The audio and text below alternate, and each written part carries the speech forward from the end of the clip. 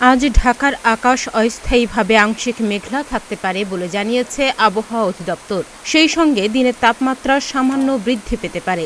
বুধবার ঢাকা ও এর পার্শ্ববর্তী এলাকার জন্য দেয়া ৬ ঘণ্টার পূর্বাভাসে এ তথ্য জানানো হয়।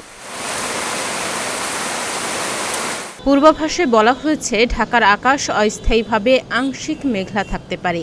এ সময় আবহাওয়া প্রধানত শুষ্ক থাকতে পারে। দিনের তাপমাত্রা সামান্য বৃদ্ধি পেতে পারে। এ অবস্থায় পাশাপাশি পশ্চিম দক্ষিণ পশ্চিম দিক দিয়ে ঘণ্টায় ১০ থেকে ১৫ কিলোমিটার বেগে বাতাস প্রবাহিত হতে পারে।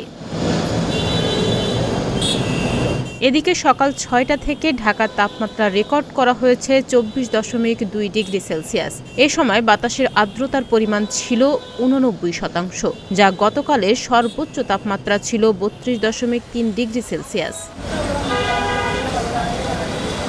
এদিন সারা দেশের পূর্বাভাসে বলা হয়েছে, রংপুর, রাজশাহী, খুলনা, ময়মনসিংহ ও সিলেট বিভাগের কিছু কিছু জায়গায় এবং ঢাকা, বরিশাল ও চট্টগ্রাম বিভাগের দু-এক জায়গায় অস্থায়ীভাবে দমকা হাওয়াসহ বজ্র বৃষ্টি হতে পারে।